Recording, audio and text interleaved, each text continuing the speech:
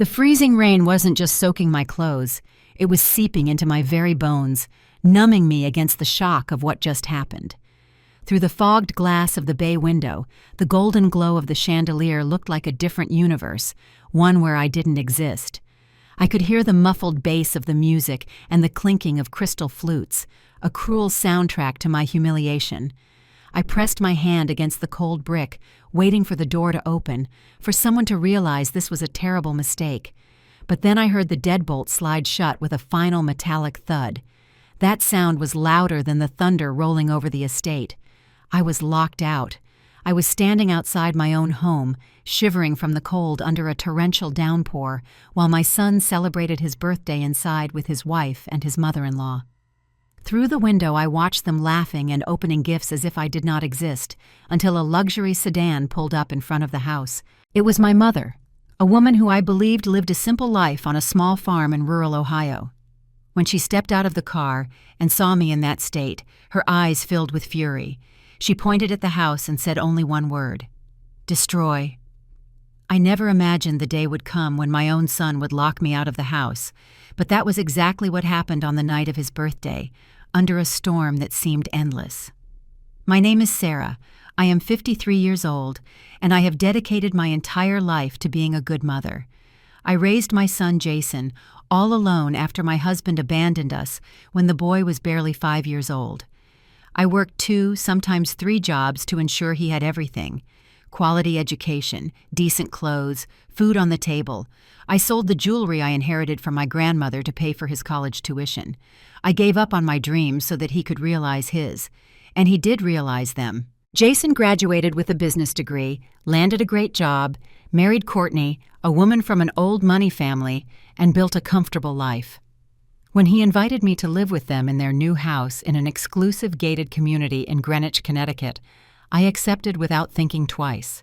After all, he was my son. I thought we could finally have a quiet life together after so many years of struggle. But the reality was very different from what I imagined. From the first day, I realized that Courtney did not enjoy my presence. She had a way of wrinkling her nose when I entered the living room, as if I brought a bad smell with me. She made comments about my simple clothes, about my way of speaking, about everything. And the worst part was that Jason never defended me. He pretended not to hear, looked away, changed the subject. Jason's mother-in-law, Brenda, was even worse. A pompous woman, dripping in expensive jewelry and designer clothes, who treated me as if I were the hired help. She was always there, interfering in everything, giving opinions, emphasizing that she had money and I had nothing. Little by little, I was pushed into a corner of the house. My room was in the back, near the laundry area. I woke up early to prepare breakfast, cleaned the house, did the laundry, cooked. Courtney never thanked me. Jason barely spoke to me. I became invisible in my own family. It is a terrifying thing to realize you are becoming a ghost in the lives of the people you love, fading away a little more each day until you wonder if you are even real. Jason's birthday party was the breaking point of everything. I spent weeks planning every detail. I wanted it to be special. I wanted to see my son happy. I ordered a 3-tier artisan cake, prepared elaborate hors d'oeuvres, decorated the living room with balloons and streamers. I used the little money I had saved to buy him a gift, a watch he had mentioned he would like to have. On the day of the party, I woke up at 5 in the morning to start the preparations. My back hurt, my legs were throbbing, but I did not care. It was for my son. When the first guests started arriving at 7 in the evening, everything was perfect. But from the beginning, something was wrong. Jason greeted me with a quick, almost dismissive gesture and went back to talking with his friends. Courtney circulated through the party in an incredibly expensive dress, all made up, receiving compliments. Brenda was by her side, equally elegant, introducing her daughter to everyone as if she were a star. And me? I was there serving drinks, collecting empty glasses, carrying trays of snacks. No one introduced me as the birthday boy's mother. No one thanked me for the work. I was treated exactly like an employee hired for the event. I tried to approach Jason at one moment to give him my gift, but he was so wrapped up in a conversation with his business partners that he barely looked at me. He only muttered, "Later, Mom," and turned his back on me. The pain I felt in that moment was physical, as if someone had driven a knife into my chest and twisted it slowly. It was then that Brenda approached me in the kitchen. I was washing some dishes when she entered, with that fake smile that always gave me chills. "Sarah," she said, with a tone of voice that pretended to be kind but was pure poison, "don't you think you are a little out of place here at the party? I mean, look at you, those old clothes, that simple manner. You are embarrassing Jason in front of his friends." I swallowed hard, feeling the tears burning my eyes, but I was not going to give her the satisfaction of seeing me cry.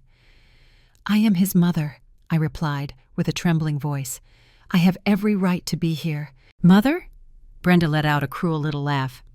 "Honey, you were useful when Jason was a child and needed someone to take care of him. But now he has a real wife, a real family. You are just a burden, an inconvenient reminder of his poor past." Every word was like a slap in the face. I wanted to scream, I wanted to defend myself, but my voice was gone. I stood there holding a wet plate, while that woman destroyed what was left of my dignity. "If I were you," she continued, adjusting the pearl necklace on her neck, "I would disappear from this party. I would let the real people celebrate in peace." She left the kitchen with firm steps, leaving a trail of expensive perfume and malice. I stood there for a few minutes, shaking, not from cold, but from rage and sadness. How had it reached this point? How did my son, whom I loved more than anything in the world, allow them to treat me like this? I took a deep breath and decided I needed to talk to Jason. I needed to look him in the eyes and ask him when I stopped being important, when my love and sacrifice stopped worth anything. I left the kitchen and went to the living room. The party was at its peak. People were laughing, drinking, having fun. The music was loud. Jason was near the gift table, opening packages with Courtney by his side. Brenda watched them with pride, as if she were the true matriarch of the family. I walked toward them with my heart hammering in my chest. "Jason," I called out, but my voice was drowned out by the music and conversations. I tried again, louder. "Jason, I need to talk to you." Finally, he looked at me, and for a second I saw irritation on his face. Irritation, as if I were a nuisance, an unwanted interruption. "Mom, I am busy right now," he said, without even trying to hide his impatience. "But it is important," I insisted, feeling that people around us were starting to watch. He cut me off again and turned his attention back to the gifts. It was in that moment that something inside me broke. I could not take it anymore. All the humiliations, all the disrespect, all the accumulated pain exploded suddenly. Sometimes silence is a heavy lid on a boiling pot, and when the pressure gets too high, you do not choose when it blows off. It just happens. "No," I said loudly, causing several people to turn around. "It is not going to be later. I need to talk to you now." Silence fell over the room like a heavy curtain. The music was still playing, but all conversation ceased. Everyone was looking at us. Jason turned red with rage. "Mom, you are making a scene," he hissed through his teeth. "I am making a scene?" I repeated, feeling the tears finally running down. "I spent my entire life sacrificing myself for you. I worked my fingers to the bone to give you everything. And now you treat me as if I were nothing? As if I didn't exist?" Courtney approached, her face twisted with disgust. "How embarrassing," she murmured, "at my husband's party." "Your husband is my son," I shouted, completely losing control. "I raised him alone, I sold everything I had so he could study, and you people treat me like trash." Brenda stepped forward, eyes shining with anger. "How dare you speak to my daughter like that? You are a rude woman with no class. Jason, do something." And that was when the unthinkable happened. Jason grabbed my arm with force, so much force that it hurt. He pulled me toward the door, ignoring my protests, ignoring the fact that people were watching in horror. "You ruined my party," he said, with a cold voice I had never heard before. "You ruined everything with your drama, with your neediness, with your complaints." "Jason, let me go," I begged, trying to free myself. But he continued dragging me to the front door. Outside, the rain was falling hard, a violent storm that pounded on the roof. "You have to get out of here," he said, opening the door. "What? It is raining," I pointed out in disbelief. I don't care. You are ruining my night. Get out and only come back when you learn how to behave. Before I could process what was happening, he pushed me outside. I stumbled, almost falling onto the wet porch. Jason, for God's sake, I screamed. But he only looked at me with those cold eyes, without a trace of the boy I had raised, of the son I loved. You were always a burden, he said, with a terrifying calmness. Always. I built my life in spite of you, not because of you. And now I finally have a real family, a family that respects me, that has value.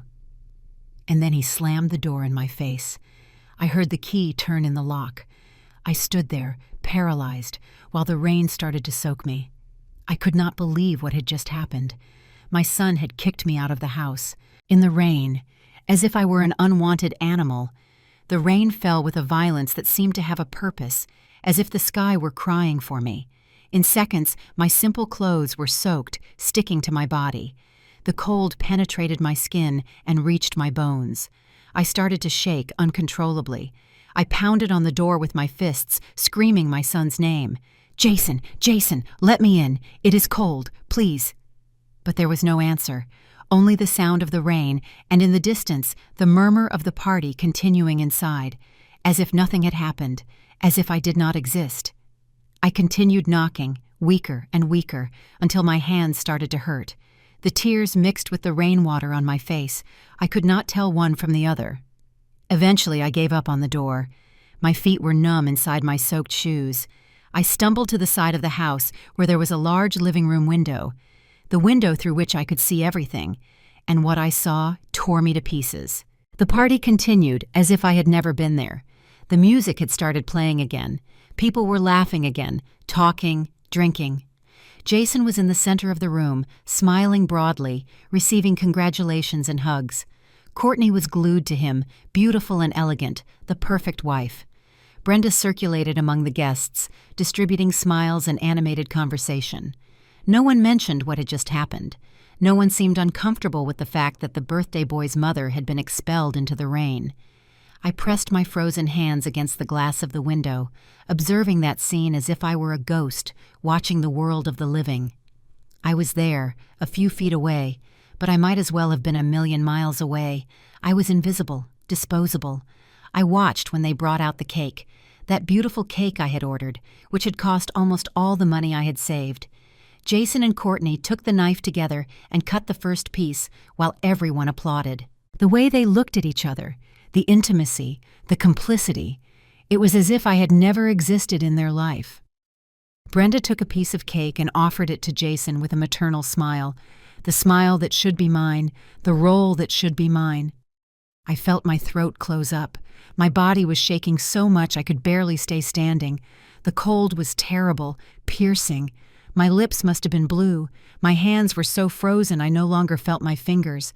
How long did I stay there? I do not know. It could have been 20 minutes or 2 hours. Time lost its meaning. There was only the cold, the rain, and that torturous vision through the window. At some point, my legs gave out. I collapsed onto the wet ground of the garden, sitting in a puddle of mud and rainwater. I no longer had the strength to stand. I didn't have the strength for anything. Memories flooded my mind. Jason as a baby, crying in the middle of the night, and me rocking him until he slept, even though I was exhausted after a double shift. Jason as a boy, falling off his bicycle and me running to comfort him, cleaning his scraped knees with such care. Jason as a teenager, when he was accepted into college and we jumped up and down hugging in the living room of that tiny apartment where we lived. Where did it all go wrong? At what moment did my son turn into this cold and cruel stranger? The rain continued relentlessly. Now I was coughing, feeling my chest tighten. The cold was hurting me. I knew it, but I could not move. I was paralyzed by pain, by humiliation, by betrayal. Through the fogged window I saw Jason opening gifts, expensive packages, wrapped in pretty papers with elaborate bows. He smiled for each one, thanked them effusively. Where was my gift, the watch I had bought? Probably thrown in some corner, ignored, just like me. People at the party started to dance. The room filled with movement, with life, with joy. And me out there, sitting in the mud, dying of cold, being forgotten. Did anyone in there even think of me? Did any of the guests wonder where the birthday boy's mother was? Or did everyone simply accept the narrative that Courtney and Brenda certainly spread, that I was a problem, an inconvenient relative who had caused a scene and had to be removed? I closed my eyes, wishing to disappear, wishing the earth would open up and swallow me, take me out of that unbearable pain. It was then that I heard a different sound, a low engine roar, smooth and powerful. I opened my eyes with difficulty, my vision blurred by rain and tears. A car was driving slowly down the street. It was not just any car. It was huge, black, gleaming even under the rain. A car of the type you only see in movies or in neighborhoods where the ultra-wealthy live. The car stopped right in front of the house. I stayed watching, confused, without understanding what was happening. Who could it be? Another rich guest for the party? The driver's door opened, and a man in a dark suit got out, holding a large umbrella. He walked hurriedly to the rear door of the car and opened it respectfully. And then she stepped out. Even through the curtain of rain, I recognized her immediately. My mother, but not the mother I knew, not the simple woman who lived on a farm in the Midwest, planting vegetables and raising chickens. This woman was wearing an incredibly expensive designer coat, elegant shoes, and carried a handbag that probably cost more than a standard sedan. She moved with an authority, a presence I had never seen in her before. Her face, when the streetlight illuminated it, was marked by darkness. But her eyes shone with a terrifying intensity. She saw me immediately, me, sitting in the mud, soaked, shivering, destroyed. My mother's face transformed. The rage I saw in those eyes made my blood freeze more than the cold already had. She walked toward me with quick steps, the driver holding the umbrella over her. When she got close, she knelt in the mud, without caring about her expensive clothes, and held my face with her hands. "Sarah," her voice trembled with contained emotion. "My daughter, what did they do to you?" I could not answer. I could only cry harder. She pulled me into a tight hug, and for the first time in hours, I felt a little warmth. The warmth of a mother's love, that unconditional love I had given to my son, and that he had thrown away like trash. My mother pulled away and stared at the living room window. Her eyes narrowed as she saw the party happening inside, people laughing, my son happy and carefree while his mother was freezing outside. She stood up slowly, helping me to my feet. She took off her expensive coat and put it over my shoulders. The driver appeared by my side, supporting me gently. My mother then turned back to the car. Two large men, clearly bodyguards, got out of a second vehicle that I had not even noticed had arrived. They approached her, waiting for orders. She looked one more time at the house, at that window where my son celebrated, oblivious to the suffering he had caused. Her hand gripped the expensive cane she was holding, a cane I had never seen her use before. And then, with a low voice but charged with absolute authority, my mother said a single word: "Destroy." The bodyguards nodded and started walking toward the front door. I looked at my mother, confused, still shaking, still trying to process everything that was happening. "Mom, what? Who are you?" She looked at me with a tenderness that contrasted completely with the fury she had in her eyes moments ago. "I am someone who never should have allowed you to suffer like this," she replied softly. "I am someone who made the mistake of thinking that keeping my distance would protect you. But I was wrong, my daughter. So wrong." Before I could ask anything else, the bodyguards reached the front door. One of them did not knock. He simply kicked the door with such force that it flew open, tearing pieces of the frame. The sound resonated through the rainy night, and through the window I saw the exact moment the party stopped. The silence that followed was deafening. The music stopped abruptly, cut off as if someone had pulled the cord from the socket. Conversation ceased. I heard the tinkling of a glass falling to the floor and shattering. Through the window, I saw every face turn toward the open door. The expression of shock was universal. Mouths open, eyes wide, bodies paralyzed. The two bodyguards entered the house with firm and decided steps. They were large, imposing men, dressed in dark suits that looked like military uniforms. Their faces showed no emotion whatsoever. They were professionals executing a task. Jason was the first to react. I saw, when he stepped forward, his face red with rage and confusion. "Who are you?" he shouted, although his voice trembled. "Get out of my house now. I am going to call the police." The bodyguards ignored him completely. It was as if he were invisible. They positioned themselves on the sides of the door, creating a corridor, and stood there, at attention. It was then that my mother entered. She walked slowly with the help of the cane, but every step resonated with authority. The driver followed her, holding the umbrella. And I was by her side, still shaking, still wrapped in her coat, being supported by another bodyguard. When we entered the living room, all eyes turned to us. I must have looked like a ghost, pale, soaked, with clothes sticking to my body and mud up to my knees.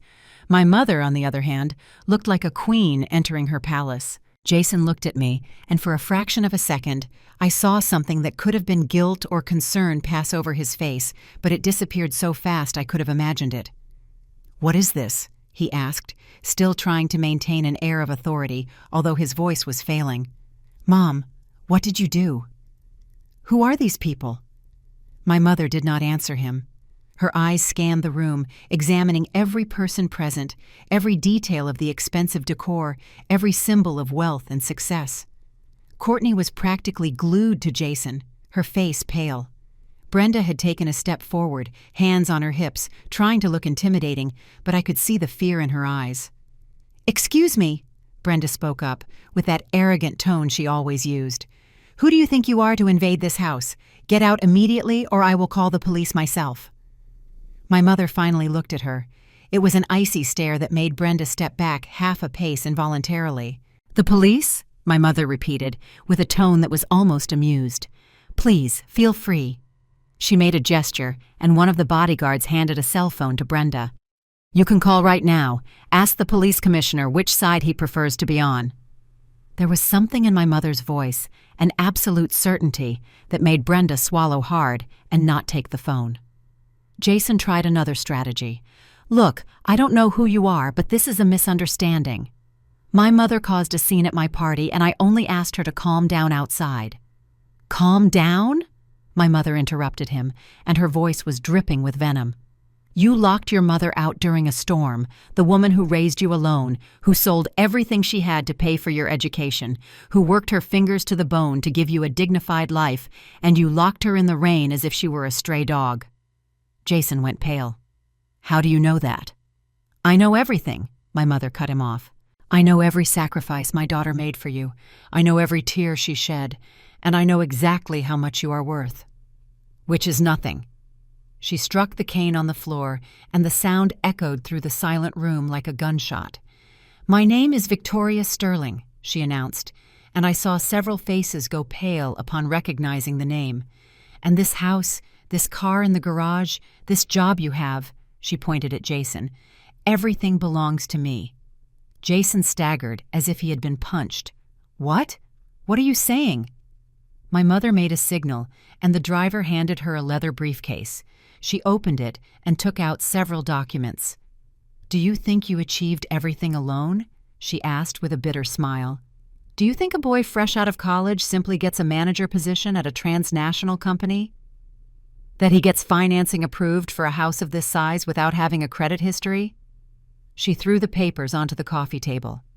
"I invested in you. For my daughter, because I wanted to see her happy. I put my money, my contacts, my influence to build your life. Every step you climbed was because I opened the doors. And you used all of that to humiliate the woman who loved you most in this world." The silence in the room was absolute. You could hear people's heavy breathing. Jason took the documents with trembling hands. His eyes raced across the pages, growing wider and wider. "This cannot be true," he muttered. "I conquered everything with my effort." "Your effort?" My mother let out a humorless laugh. "You were mediocre your whole life. Your grades were poor.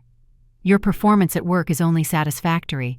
The only reason you have not been fired yet is because I personally guaranteed your position. And I paid your mortgage when you were late on payments 3 times last year."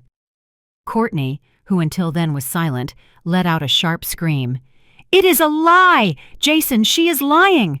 But Jason was looking at the documents, and the truth was written there, undeniable. "She is telling the truth," he whispered, and seemed to be in shock. My God, it is all true. Brenda tried to regain control of the situation. Even if that is true, she said with a shrill voice, what do you want? Money? How much? We can pay. Pay? My mother repeated, and her eyes flashed dangerously. Do you think this is about money? She turned to the bodyguards. Start. And then everything happened very fast. The bodyguards moved with military efficiency. They were not violent with the people, but they were ruthless with the objects. The gift table was overturned, sending expensive packages falling and scattering across the floor. The 3-tier cake, that beautiful cake I had ordered, was pushed off the table and smashed onto the floor in an explosion of cream and batter. People screamed and ran toward the walls, trying to get out of the bodyguard's way. Courtney was crying hysterically. Brenda tried to intervene and was gently, but firmly, pushed aside. The expensive paintings on the walls were ripped down. The crystal vases were knocked over. The curtains were pulled from the windows.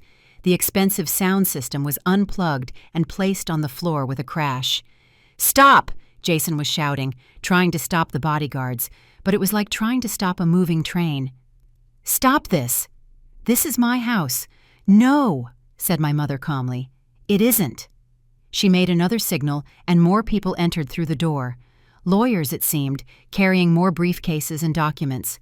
This property is registered in the name of a holding company, of which you are only a temporary beneficiary. One of the lawyers explained with a monotone and professional voice. Mrs. Victoria Sterling is the majority owner and has full rights to rescind the agreement at any time, especially in cases of breach of contract. What breach of contract? Jason was desperate now.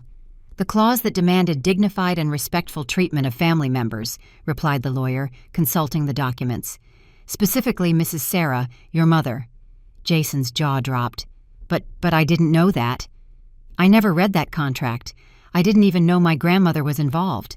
Ignorance is no excuse, my mother said coldly.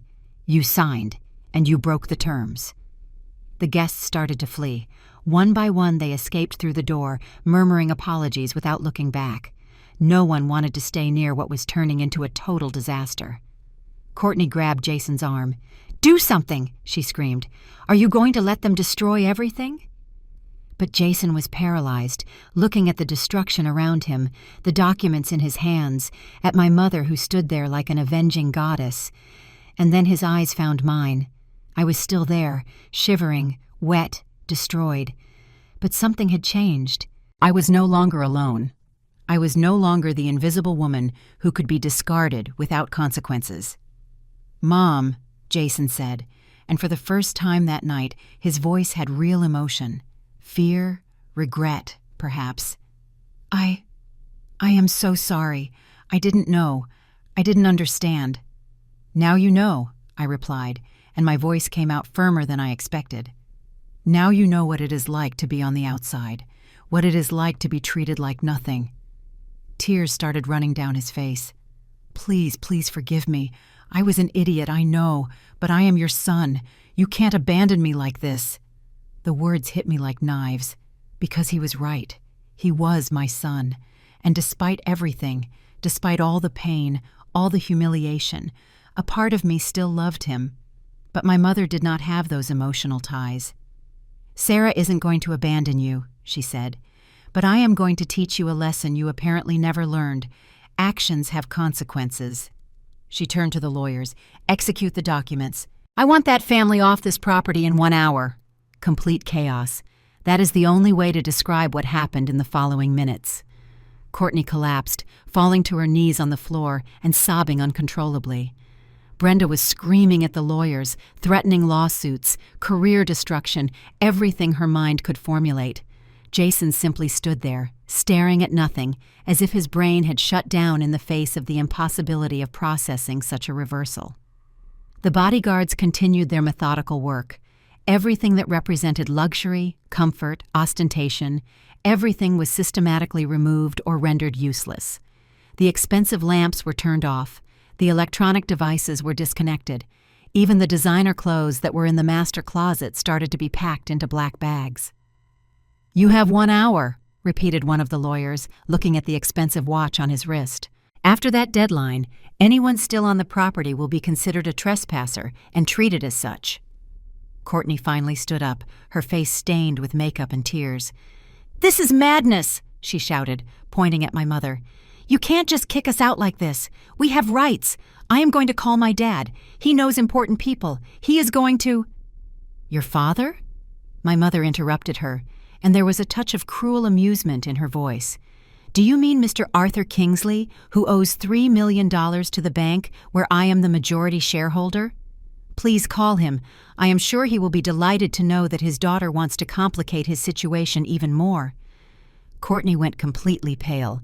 Her mouth opened and closed, but no sound came out. Brenda tried one last play.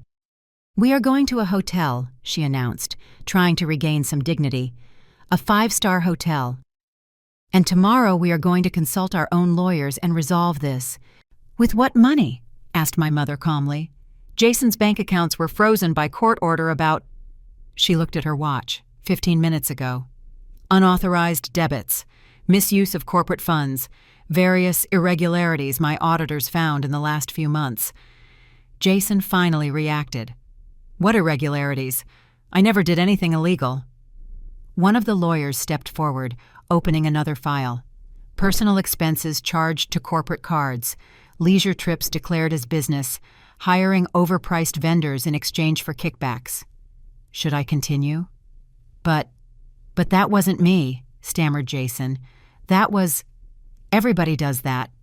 It is normal in the corporate world." "Normal does not mean legal," replied the lawyer coldly, "and your position was conditioned on impeccable ethical behavior. You failed." I watched all that in silence, still shivering from the cold, but starting to feel something different. It wasn't satisfaction exactly, it was more like justice, as if the universe had finally rebalanced itself. Jason turned to me again, desperate. "Mom, make it stop. You still have power over her. She is your mother. Please, I will change. I promise. I will treat you better. I will—" "Enough," I said, and my voice came out steady, clear, without any tremor. "Enough, Jason." He looked at me with the eyes of an abandoned dog, but I no longer felt pity. "You had years to treat me well," I continued. "Years where I served you, loved you, did everything for you, and you treated me like trash. You let your wife and your mother-in-law humiliate me. You kicked me out of the house in the rain. You chose." "But I didn't know Grandma was rich," he exploded, and immediately realized the mistake. The silence that followed was devastating. "So that's it," I said quietly. "You aren't sorry for treating me badly. You are sorry for losing the money you didn't even know existed." He tried to defend himself, but the words died in his throat, because it was true, and everyone there knew it. My mother put her hand on my shoulder gently. "Let's go, Sarah. You need medical care, dry clothes, and rest. This place," she looked around with disdain, "this place is no longer your problem." "Where are we going?" I asked, still processing everything. "Home," she replied simply. "To your real home." We started walking toward the door. The bodyguards immediately positioned themselves around us, creating a human shield. Jason tried to follow me but was blocked. "Mom!" he shouted. "Don't abandon me! I am your son, your only son!" I stopped. I didn't turn around, but I stopped. "You stopped being my son the moment you locked me outside," I said, my voice trembling but firm. "A son does not do that to his mother. A son does not choose a comfortable life at the cost of the suffering of the one who raised him." "But I love you," he cried. Finally, I turned to look at him. He was on his knees on the floor, amidst the wreckage of the party, surrounded by legal papers and broken objects. He seemed small, pathetic. "No," I said. "You love the idea of having a mother to serve you. You love having someone to blame when things go wrong, but you never truly loved me. Because love does not treat people like that." Courtney was clinging to Brenda, both crying. The mother-in-law, who had been so arrogant, so cruel, now looked like a frightened and lost old woman. "Aunt Sarah," sobbed Courtney, using a term she had never used before, "please have mercy. We have nowhere to go." I could have felt pity. Years ago I would have, but not now, not after everything. "You have 50 minutes," I said, looking at the clock on the wall. "I suggest you start packing." We left the house while they were still there, paralyzed by shock. The driver was waiting for us with the umbrella. The rain had slowed to a light drizzle, but it was still cold. My mother helped me into the car. The interior was luxurious, with heated leather seats and a soft smell of expensive perfume. She took a soft blanket and covered me with care. "Rest," she said gently. "We still have a lot to talk about, but right now, you need to recover." I rested my head on the seat and closed my eyes. I could hear my mother giving instructions over the phone. Doctor on call, new clothes, hot tea prepared at home. Her home, my new home. As the car pulled away, I couldn't resist looking out the rear window. I saw the house all lit up, with people going in and out carrying things. I saw Jason still in the doorway, watching the car leave, his face wet. I don't know if from rain or tears, and I felt nothing. The cord had been cut. Finally. The trip to my mother's house took about 40 minutes. I fell asleep halfway there, exhausted emotionally and physically. When I woke up, we were passing through a huge gate, with guards and cameras everywhere. The property was gigantic, immense gardens illuminated even at night, a long driveway flanked by ancient trees, and at the end, a mansion that looked like it had come out of a movie. 3 stories of classic architecture with wide balconies and lit windows. "Is this where you live?" I asked, stunned. My mother smiled, but there was sadness in the smile. "It is where I have always lived, Sarah. The farm in Ohio is real.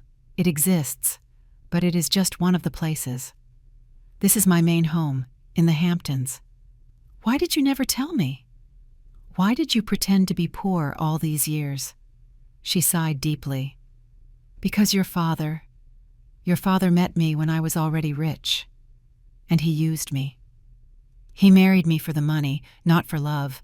When I realized it, I was pregnant with you. He tried to blackmail me, threatened to kidnap you if I didn't give him half the fortune." I looked at her in shock. "I didn't know." "Because I protected you," she continued. "I made a deal with him. He would stay away in exchange for monthly payments, and I raised you making you believe we were simple people, so you would grow up without attracting attention, without being a target. When you grew up and chose to have a simple life, marry a simple man, have a son, I thought I had made the right decision, that you would be happy that way. But did you always know what was happening?" "Not always," she admitted. "You pulled away when Jason was born. You said you wanted to do everything alone, prove you could. I respected that, but I kept people watching from a distance. And in the last few years, when I learned how that ungrateful boy treated you," her eyes flashed with anger, "I wanted to intervene. But you are proud, like me. You wouldn't accept help, so you waited until it was unbearable," she finished, "until he crossed the line of what is acceptable, and he crossed it tonight." The car stopped in front of the mansion. The door opened and a crowd of staff was waiting for us. Housekeeper, maids, a doctor with a bag, all in impeccable uniforms. The next few hours passed in a blur. I was taken to a huge room with a bed the size of a small living room. They gave me dry, soft, expensive clothes. The doctor examined me, diagnosed mild hypothermia and severe stress, gave me medication, and recommended rest. I took a hot bath, the longest of my life, letting the hot water wash away not only the dirt, but also a little of the pain. When I came out, there was food waiting, hot soup, fresh bread, tea with honey. I ate slowly, savoring every spoonful, every sip. My mother appeared when I finished, now dressed in comfortable loungewear. "How do you feel?" "Confused," I admitted. "It is all too much." "I know." She sat on the edge of the bed. "It is going to take time to process. But Sarah, you need to understand one thing. None of this was your fault. You were an exceptional mother. What Jason became was his choice." "But I failed somewhere," I insisted, feeling the tears returning. "If I had raised him better, if I had—" "No," she interrupted me firmly. "You gave love, dedication, sacrifice. What more can a mother give if he chose to be ungrateful, greedy, cruel? That reflects his character, not yours. What is going to happen to him now? My mother became serious. He is going to learn to live without privileges he never deserved. The company has already fired him. The house is being sold. The accounts are being audited. He will have to rebuild his life from zero with his own hands like you did. And Courtney? Brenda? Courtney already called her father, who apparently had a monumental fit of rage upon learning his daughter ruined any chance of negotiating his debt. Brenda? Well, she will have to find out what it is like to depend on the kindness of others. I stayed silent for a moment. It seems cruel. It is fair, my mother corrected. There is a difference. She hugged me, and for the first time in decades, I felt truly safe. Rest now, she whispered. Tomorrow, we start a new chapter. And that is what I did. I sank into that incredibly comfortable mattress, covered by sheets with a thread count I didn't even know existed. And I slept. I slept without dreams, without nightmares, without interruptions. For the first time in years, I slept in peace. I woke up with the sun entering through the huge window of the room. For a few seconds I was disoriented, not recognizing where I was. Then it all came back. The party, the rain, my mother, the destruction. I sat up in bed slowly, expecting to feel pain or regret.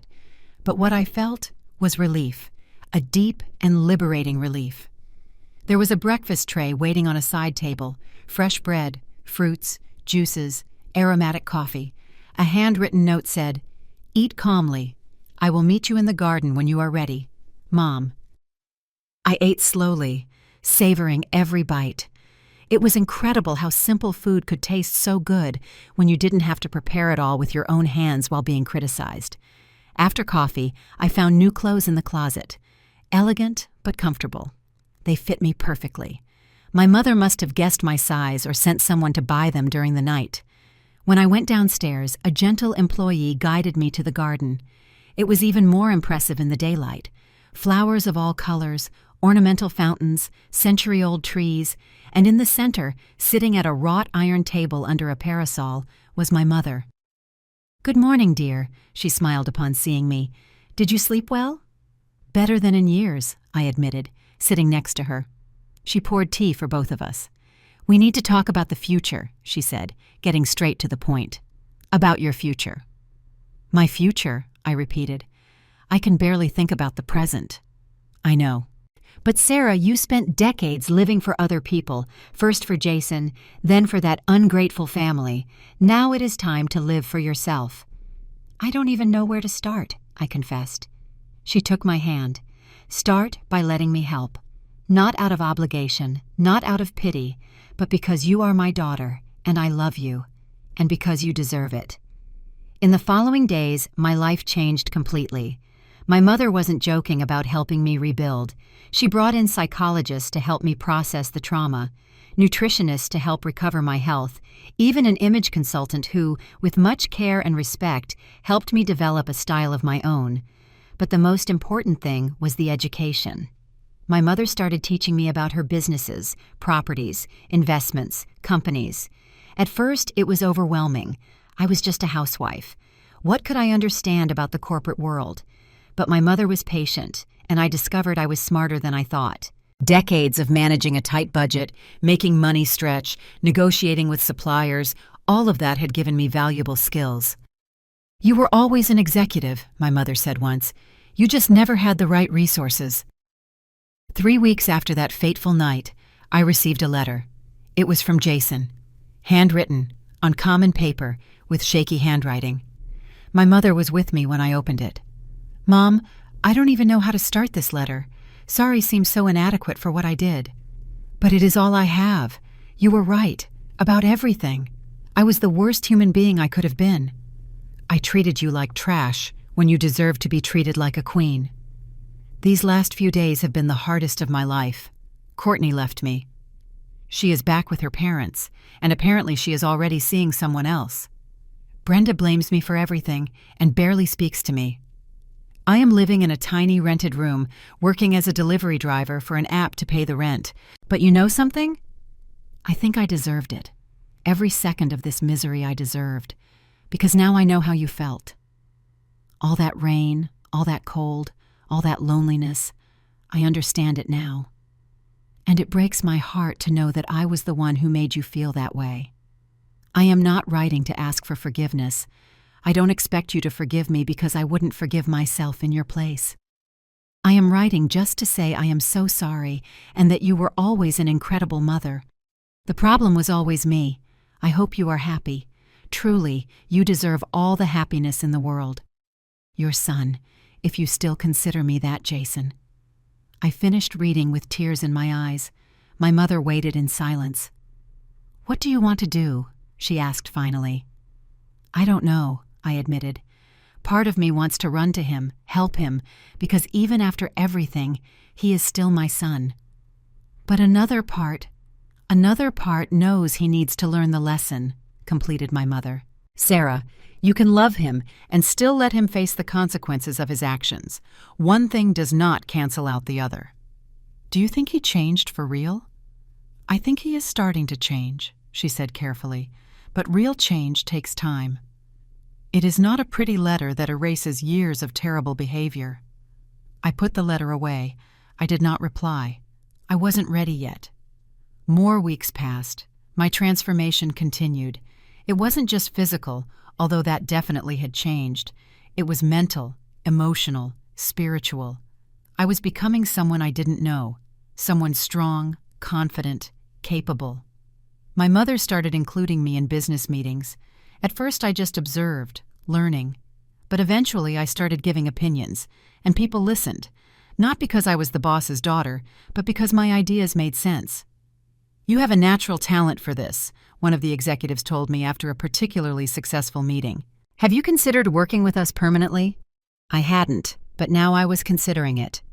2 months after that night, I received another letter from Jason. This time, it was shorter. Mom, I got a better job, nothing fantastic, but it is honest. I am saving money. I started therapy too. The psychologist says I have a lot of work ahead of me. I don't expect a reply. I just wanted you to know I am trying to be better, not for the money, not to impress you, for myself. Because I realized I didn't like the person I had become. With love, Jason. This time I replied, a short, neutral letter, wishing him good luck on his journey, but making it clear that reconciliation was not on the table at that moment. It was my mother who suggested the next step. You should get to know the companies, she said, not just the reports and numbers. The real people, the real places. And that was how I started visiting the various properties and businesses my mother controlled. Factories, offices, stores. I talked to managers, to employees, to customers, and I discovered I was good at it. Really good. People responded to me.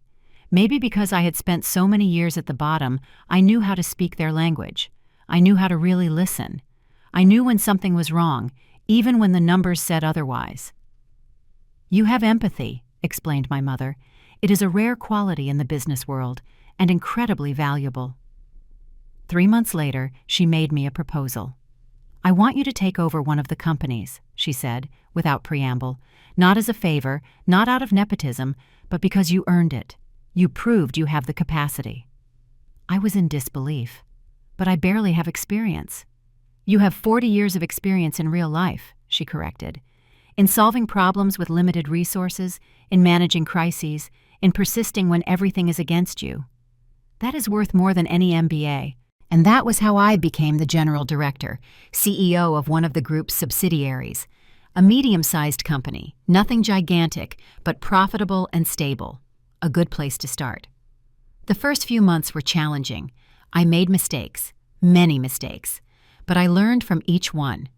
And slowly, the company started to thrive under my leadership, not by magic, but by hard work, by listening to the right people, by making difficult decisions when necessary, by truly caring about the result. 1 year after that rainy night, I was a completely different woman. Not just in appearance, although that definitely had changed, but in essence. I had found my purpose, my strength, my voice. And it was exactly 1 year later that I received an unexpected call. The number was unknown, but something made me answer. Hello?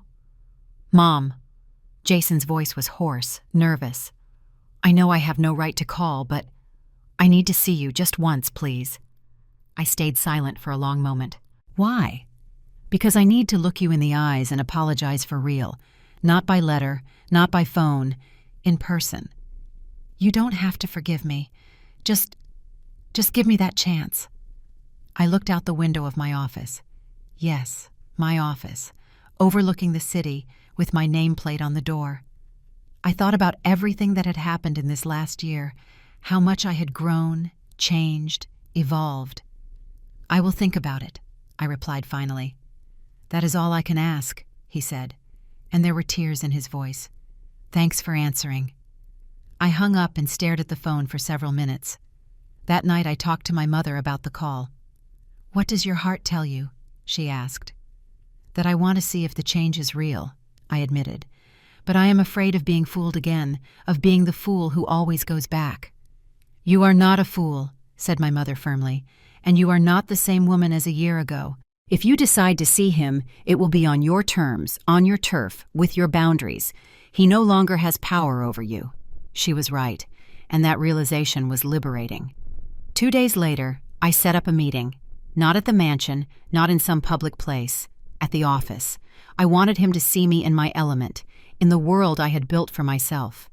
When Jason entered the meeting room, I almost didn't recognize him. He had lost weight, looked older, more tired. His clothes were simple, but clean. There was no longer any trace of the arrogant and successful man who had kicked me out that night. He stopped upon seeing me, his eyes widening. Mom, you look incredible. I did. Dressed in a tailored suit, hair professionally styled, makeup discreet but impeccable. I was the image of success and power. Sit down, I pointed to a chair on the other side of the table. He sat, nervous, hands shaking slightly. For a long moment, neither of us said anything. We just looked at each other, measuring, evaluating. You said you wanted to apologize in person, I started. I am listening. Jason took a deep breath, as if preparing for the most important moment of his life. Mom, I was the worst person I could have been. I treated you like trash when you deserved worship. I chose status and money over true love. I kicked out the woman who gave me life, who sacrificed everything for me, as if you were worth nothing. Tears started running down his face. And the cruelest thing is that I didn't realize how wrong I was until I lost everything. Until I was on the other side, feeling the cold, the loneliness, the abandonment. It was only then that I understood what I had done to you. He wiped his tears with his shirt sleeve. This last year was hell, but it was a necessary hell. I needed to hit rock bottom to look up and see how far I had fallen. I started therapy, Mom, real therapy, and I discovered things about myself that are hard to accept. I discovered that I was always insecure, always felt inferior, and I used you as a scapegoat to feel better. And Courtney? I asked, keeping my voice neutral. She was with me for the money, he said bitterly. The second we lost everything, she left. She is married now to an older businessman. Brenda disappeared too. I discovered she was siphoning money from us. Ironically, we were all parasites feeding off each other. He looked me in the eyes. I am not asking to come back. I don't expect you to support me or help me financially. I am working, paying my bills, building a life on my own. It is far from glamorous, but it is honest. And for the first time in my life, I am proud of myself, not for what I have, but for who I am trying to be. Why tell me this? I asked. Because you deserve to know that your sacrifices were not completely in vain, he replied. Yes, I was a monster for a long time, but deep down somewhere the lessons you tried to teach me were still there. And they are starting to bloom now, even if it is too late. I stayed silent, processing his words. Part of me wanted to believe, part of me was still too hurt. Jason, I said finally, I heard you. And I acknowledge that you are trying to change. But forgiveness is not something I can give just like that, just because you asked nicely. I know, he said quickly. I don't expect that. Let me finish, I continued. Forgiveness is a process. And honestly, I don't know if someday I will be able to completely forgive what you did.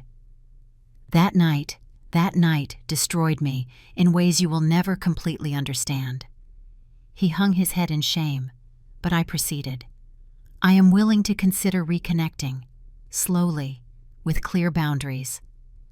If you really changed, you are going to prove it with actions, not words, and that is going to take time. Years, maybe. He looked up, and there was hope in his eyes for the first time. I accept any condition, any rule. I just want a chance to have my mother back, even if it is only as an acquaintance at first. Family therapy, I said. You, me, and a professional therapist. If we are going to try to rebuild something, it has to be the right way. Yes, absolutely yes, he accepted immediately. And you need to understand that I am no longer that woman you could manipulate or belittle. I changed. I grew. I have my own life now, my own goals. I am not going back. I don't want you to go back, he said with sincerity. You are incredible, powerful. You are who you always should have been if I hadn't held you back. I sighed. So let's try, slowly. But Jason, at the first sign that you are returning to old patterns, I disappear, permanently. Do you understand? I understand. And I won't disappoint you again. I promise. We ended the meeting with a handshake. Not a hug, not yet, but a firm handshake that sealed a new beginning. After he left, I sat in my office for a long time. I didn't know if I had done the right thing, but I knew I had done my thing, on my terms, and that made all the difference. The following months were strange. Jason and I started meeting regularly, always in family therapy sessions first, and eventually for brief and tense coffees. He kept his word. He didn't ask for money. He didn't try to get close to my mother to get favors. He simply showed up, talked, shared about his life, listened about mine. And slowly, very slowly, I started to see the boy I had raised emerge from the terrible man he had transformed into. Not completely. Not yet. But there were sparks of him there. In one of the therapy sessions, months after reuniting, he said something that marked me. Do you know what is the most ironic thing about all this? He was looking at his hands while speaking. I spent so much time trying to be rich and important that I lost the only thing that really mattered. You. When I had you, I had everything, but I was young and stupid to realize it. The therapist watched us attentively. Sarah, she addressed me, how do you feel hearing this? Sad, I admitted. Sad because it is true, but also relieved, because I am no longer that person who needs to be needed to feel valuable. I have value by myself now. And do you need her now? The therapist asked Jason. Not in the way I needed her before, he replied carefully. Before I needed her to serve me, to validate my ego, to be my emotional punching bag. Now? Now I just want her in my life because she is my mother. Because she loves me unconditionally, even when I didn't deserve it. And because I finally learned to love her back the right way. I looked at him searching for signs of manipulation or falsehood. But all I saw was raw and painful sincerity. You are doing well, said the therapist, looking at both of us. This journey is not linear. It will have setbacks, difficult moments, but you are doing the work, both of you. After that session, Jason asked if we could talk a little more. We went to a nearby coffee shop. Can I ask you something? He said, nervously moving the coffee cup. Sure. Are you happy? Really? The question took me by surprise. I thought about it for a moment. Yes, I replied, and I realized it was true. I am. For the first time in decades, I wake up excited. I have purpose. I have challenges that stimulate me. I have people who respect me. I have a mother who loves me and supports me, and I am learning to love myself too. Jason smiled, but there was sadness in the smile. I am glad, truly. You deserve all this and more. And you? I asked. Are you happy? I am. At peace, he said slowly. I don't know if it is happiness yet, but I am no longer that miserable man who pretended to have it all. I have less now materially, but I feel richer inside. We stayed in silence for a moment, each one lost in our thoughts. Mom, he said suddenly, I never asked you. Why did Grandma do that? Why did she wait so long? She could have intervened years earlier. I thought about the conversation I had with my mother about that. Because she was letting me live my own life, I explained. Letting me make my choices, even when they were bad, letting me learn my own lessons. She only intervened when the situation became dangerous for my health and safety. She loves you very much, observed Jason. She does. And she is teaching me so much about business, about life, about strength. She is incredible. Do you think? He hesitated. Do you think someday she will forgive me, or at least tolerate me? I laughed humorlessly. My mother is not one to forgive easily. She is more protective of me than I am. It is going to take a long, long time, and maybe it will never happen completely.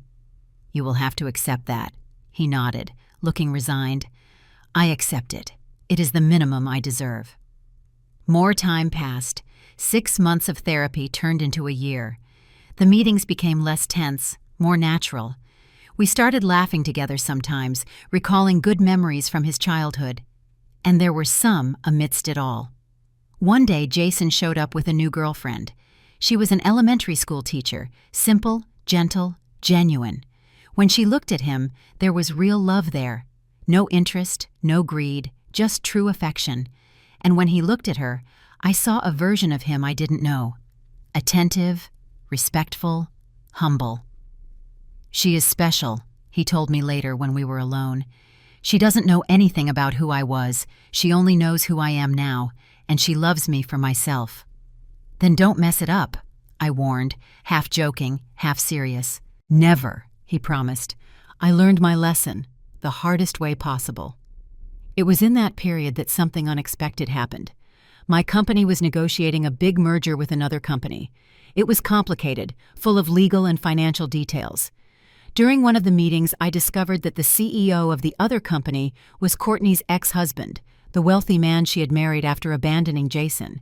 He recognized me immediately. "Mrs. Sarah," he said with a nervous smile, "what a small world."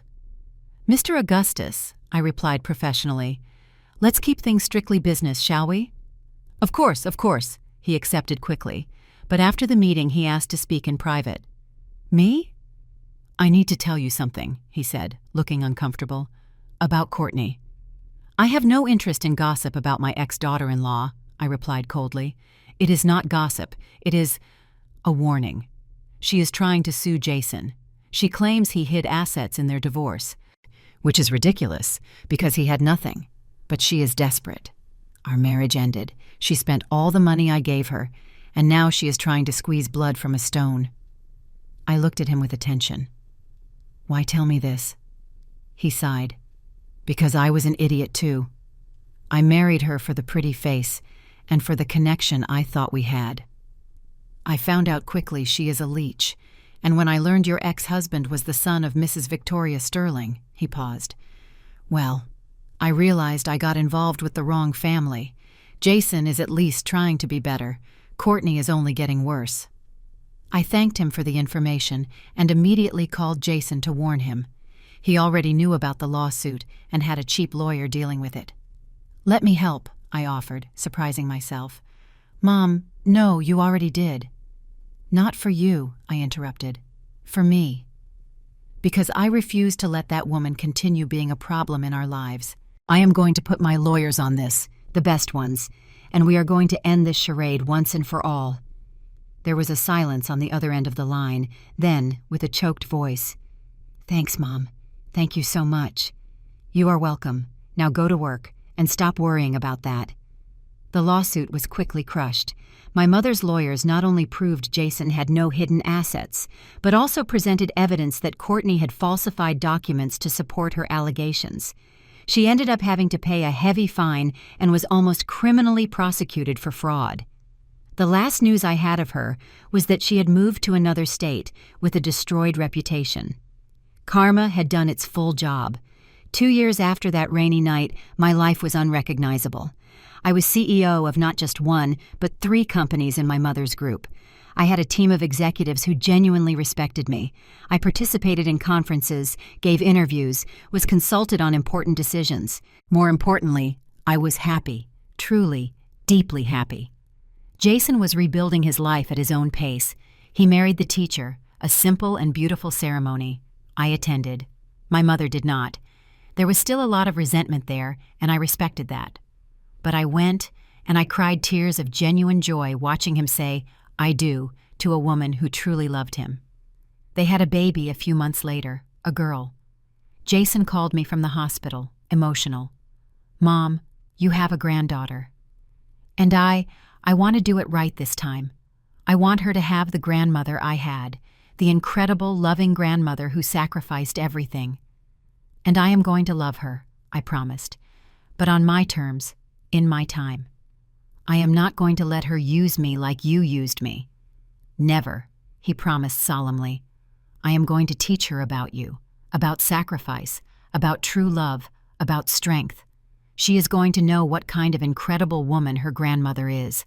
When I held my granddaughter for the first time, something in me healed. Not completely. Some scars are permanent, but a little.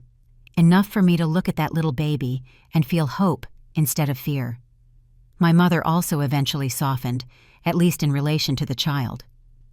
I am not going to punish an innocent baby for the sins of the father, she said pragmatically. But Jason still has a lot to prove, and he was proving it.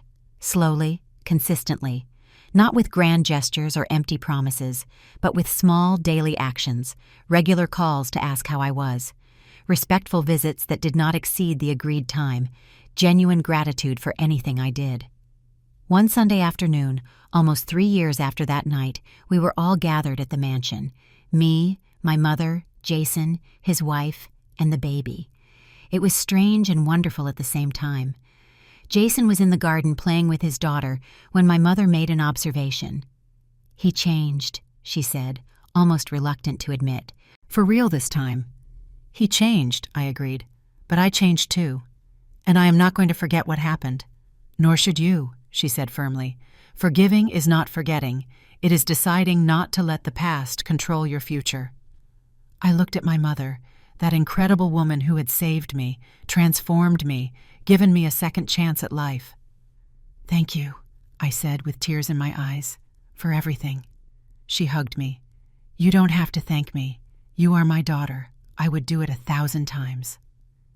That night, after everyone left, I sat alone in my room, the same luxurious room where I had slept for the first time 3 years ago, soaked, broken, lost. I took the journal I started writing since then.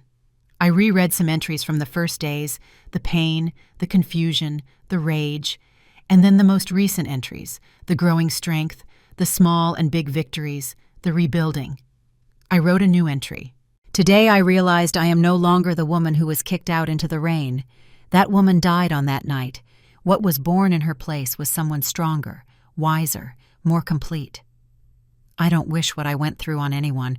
The pain was immense, almost unbearable, but it was also transformative. I learned that you can love someone and still establish boundaries.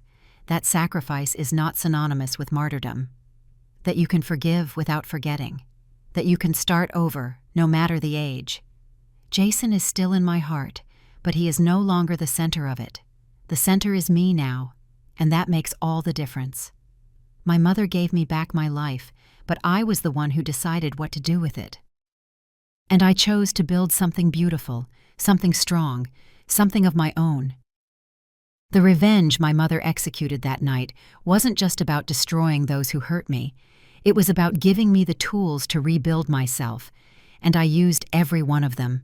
Today, when I look in the mirror, I see a CEO, a businesswoman, a powerful woman.